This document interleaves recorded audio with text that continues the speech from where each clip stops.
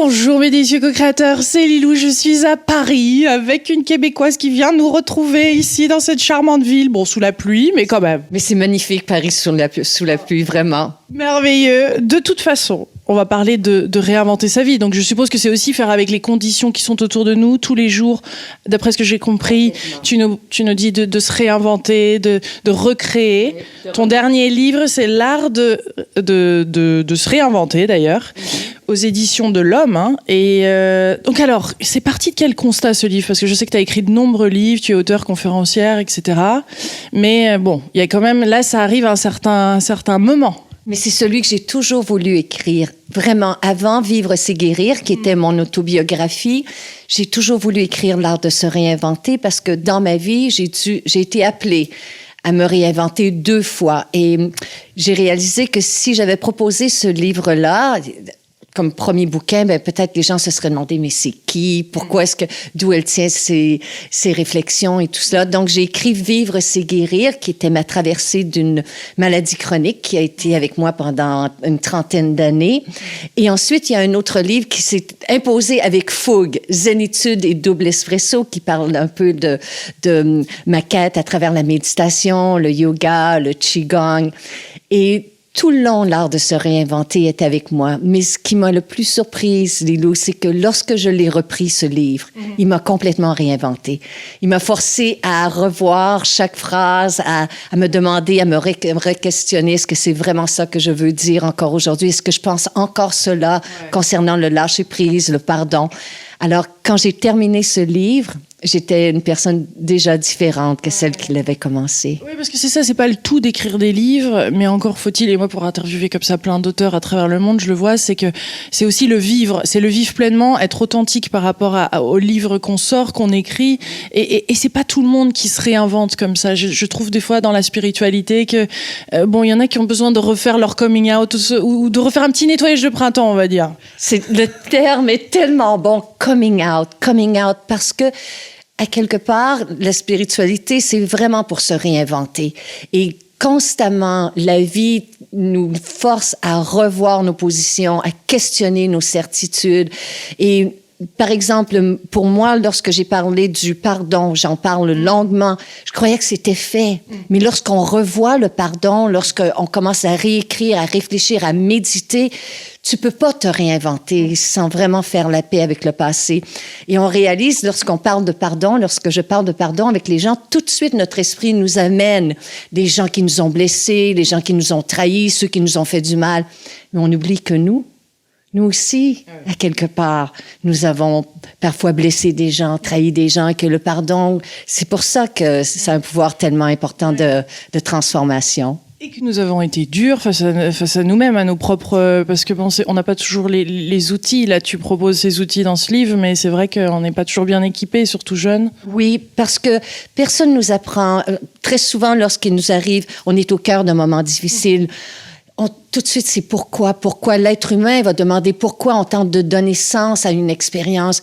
Mais le pourquoi nous garde dans un état souvent de victime et le pourquoi nous enlève beaucoup de pouvoir parce qu'il n'y a jamais de réponse à nos pourquoi qui vont nous satisfaire. Alors, à travers ce livre-là, moi, j'ai appris à changer mes pourquoi en comment. Comment je vais faire pour vivre cette journée? Comment je vais faire pour remplir mes engagements si je me sens pas bien physiquement? Si une situation me fait peur, comment vais-je faire pour transcender la peur? Et le comment, même s'il n'apporte pas toujours de réponse avec lui, il te redonne ton pouvoir. Tu participes à ce mouvement en demandant comment. Donc même face à la maladie et des situations difficiles, on est responsable. On reprend notre responsabilité parce que ça sinon ça avance pas hein, tant qu'on est victime. Mais c'est exactement cela, parce que le comment te rend 100% responsable de ta vie, 100% responsable de tes bonheurs, 100% responsable de tes malheurs, et tu ne peux plus pointer le doigt à l'extérieur, mais simplement regarder à l'intérieur comment est-ce que moi je participe à ma souffrance, comment est-ce que moi j'amplifie ma douleur, comment est-ce que moi je nourris mes peurs, et de reprendre à quelque part là, son pouvoir à travers ce comment. J'aime bien comment le livre commence avec cette citation de Confucius. Hein. Il y a 2 vies, mais bon. Et oui, et c'est quand on réalise, oui, exactement. Que là, c'est la seule. C'est la seule et unique vie. Et souvent, on attend. On attend tous le bon moment. Oh, je vais attendre le bon moment pour travailler moins, pour apprendre à méditer, pour me remettre au yoga, pour ouvrir mon cœur, pour pardonner. Je vais attendre. Et si le bon moment, c'était maintenant? Et si le bon moment, c'était maintenant?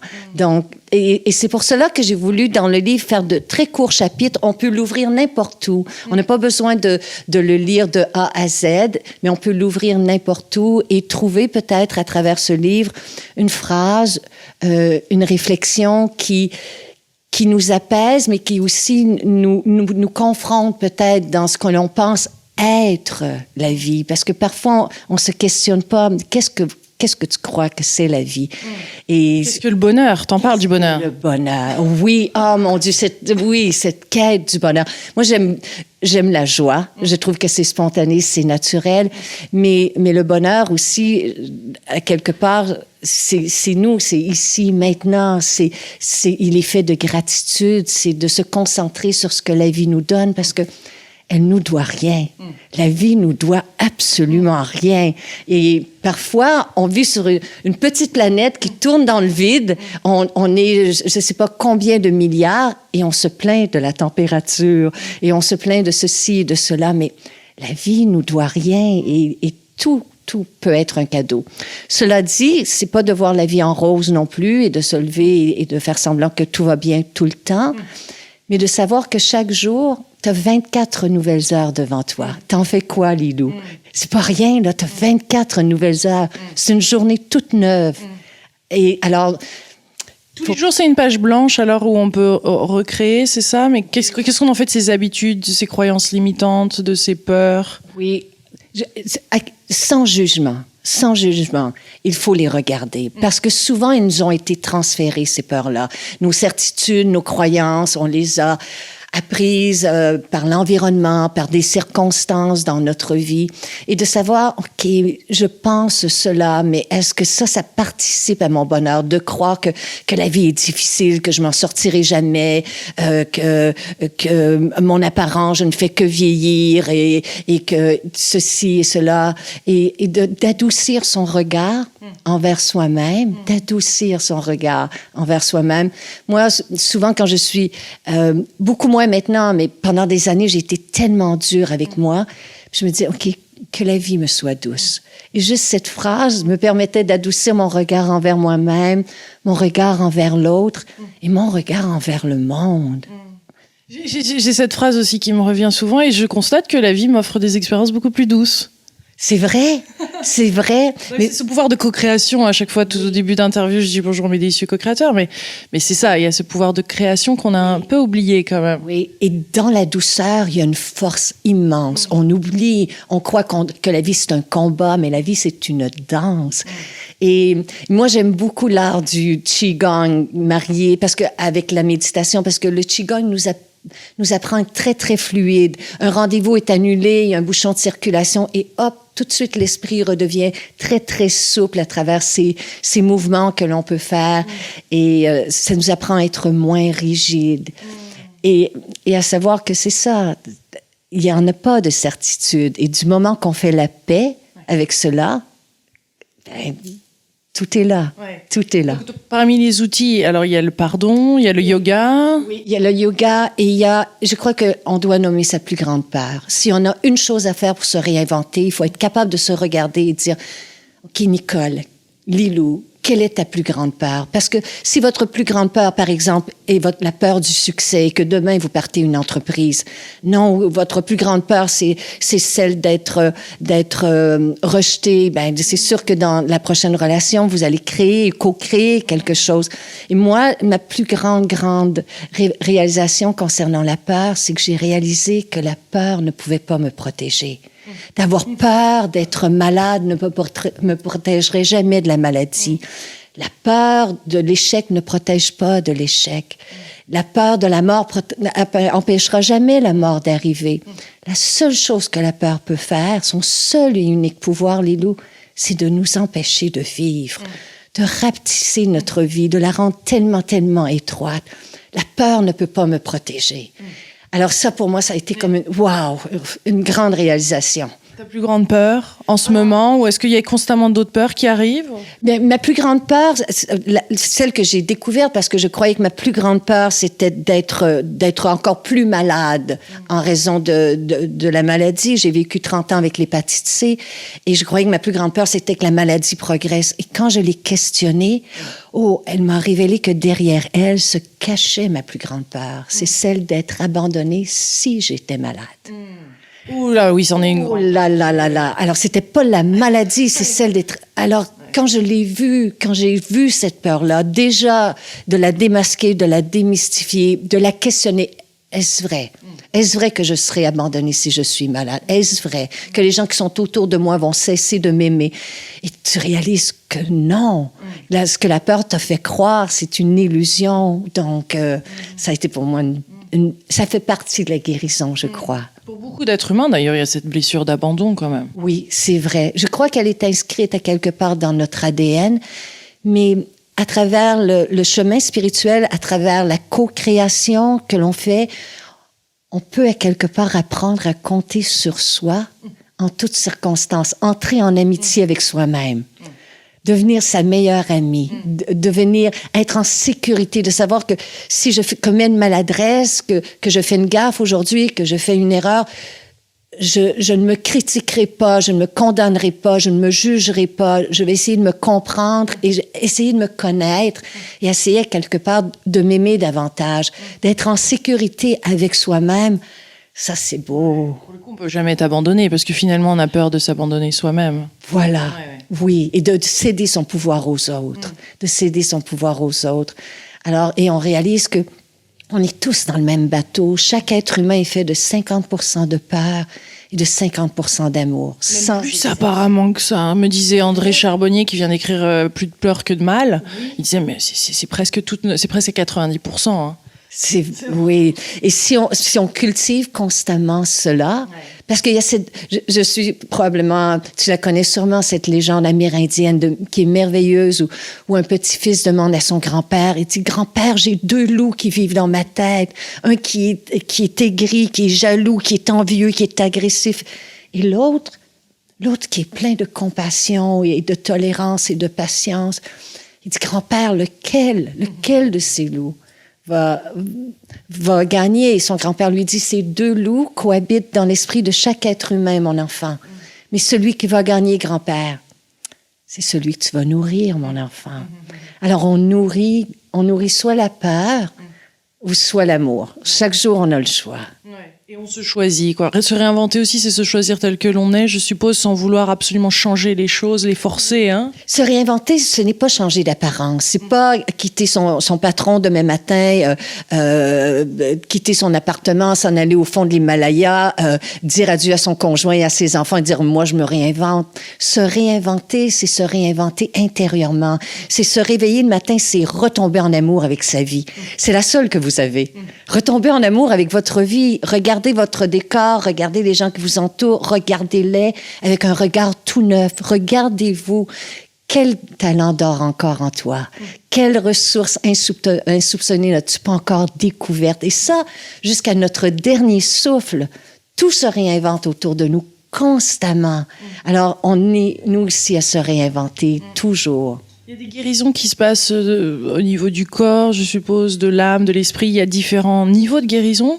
Oui, c'est tellement bien dit. Parce que lorsqu'on est au cœur d'une maladie chronique ou qu'on est face à un diagnostic, chacun et chacune d'entre nous, on prie pour la guérison physique. Je crois que la guérison, elle se fait toujours. Et la guérison, elle se fait parfois à travers le cœur, la guérison de libérer le cœur de la rancune, de la haine, du ressentiment. C'est une grande guérison. La guérison de l'âme, de faire la paix avec le passé, de dire oui à ce qui vient, d'accepter que ça fait partie de mon chemin. Pour moi, qui a traversé une dépendance et qui a traversé une maladie chronique, je réalise aujourd'hui avec humilité que ce n'était pas une erreur sur mon chemin. C'était mon chemin. C'était mon chemin. Et à travers ces 2 épreuves-là, C'était un cadeau très mal emballé, mais c'était tout de même un cadeau de la vie qui a fait aujourd'hui que je suis là, je suis ici avec vous. Est-ce que c'est quelque chose qu'on choisit au niveau de l'âme? Quelle est ta compréhension comme ça de notre parcours sur Terre? On se serait déjà mis d'accord un peu? Totalement. Je crois qu'il y a cette présence en nous, qu'on appelle pure conscience, ou qu'on appelle présence, ou qu'on l'appelle âme, ou qu'on l'appelle source divine, qui a déjà acquiescé à tout ce qui s'est passé dans notre vie, à tout ce qui se passe en cet instant, et qui a déjà acquiescé à tout sans exception, tout ce qui est à venir. Et quand on réalise cela, parce que c'est une expérience, ça enlève tellement de peur. Ce moment a déjà été acquiescé. Le prochain aussi, la pleine présence a dit oui à ce qui s'en vient, sans exception. Alors, on réalise à ce moment-là que toutes nos expériences nous sont données. Et c'est nous qui les jugeons comme négatives ou positives. Mais non, elles participent à cette évolution. Des fois, on a l'impression d'être bloqué avec certaines choses, que ça nous colle, que c'est là et que ça va durer. Enfin, je veux dire, c'est tellement incrusté profondément en nous. Comme ça, pour se réinventer, comment faire? Quelle est une des meilleures techniques de se réinventer au quotidien, de se réaffirmer? Je crois que la vie met sur notre chemin des maîtres de vie, qui ne sont pas nécessairement dans des longues robes safran avec des grandes barbes. Ça peut être un conjoint, un problème avec notre adolescent ou notre adolescente, un parent âgé, un patron avec lequel on s'entend moins bien, ou un conflit avec une amie ou peu importe, ce sont des maîtres de vie. Et je crois que, à quelque part, on a acquiescé que ces gens-là viendraient dans nos vies avec des leçons récurrentes. Et tant que la leçon n'est pas apprise, la vie est extrêmement patiente. Constamment, elle reviendra. Qu'est-ce que j'ai à apprendre à travers cette situation? Est-ce que c'est d'être capable de nommer mes besoins, d'être capable de diminuer mes attentes ou de les préciser? Est-ce que c'est de m'affirmer, de reprendre mon pouvoir, de délaisser mon état de victime? Qu'est-ce que cette situation est venue m'apprendre? Qu'est-ce que cette personne m'enseigne? Il y a quelques années, j'ai vécu un conflit avec une personne et j'étais incapable de m'en libérer, malgré la méditation, le yoga, le qigong, 24 heures sur 24, les mantras, la respiration. J'étais incapable. Cette personne-là m'obsédait. Elle vivait dans ma tête 24 heures sur 24, 7 jours sur 7 sans me payer de loyer. J'étais comme, ah! Puis, à un moment, je me suis arrêtée, je me suis dit, mais c'est une maître de vie. Nicole, qu'est-ce qu'elle est venue t'apprendre? Et tout de suite, mon ego a dit, ah non, je n'apprendrai rien de cette personne. Mais non, le cœur dit non. Attends. Essaie de voir un peu plus profondément. Qu'est-ce qu'elle est venue t'apprendre? Et j'ai compris que cette personne était venue m'apprendre à nommer mes limites, à vraiment les établir. Et ça a commencé intérieurement, à me réinventer, à dire non intérieurement et à réaliser que quand le corps dit non, il faut nous aussi avoir le courage de dire non, parce que mon corps disait non de toutes ses forces et moi je disais « Oh oui, OK ».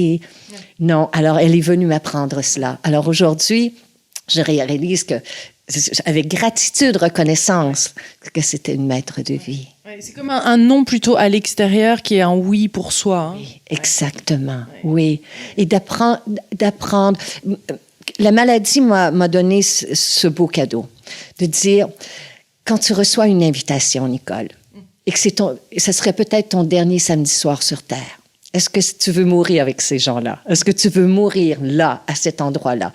Et si la réponse c'est non, prends pas de chance. Alors, souvent, je réalise que je fais des choix. Il y a des choix qui vont d'emblée. On a des obligations, des responsabilités. Mais parfois, on accepte tellement de choses.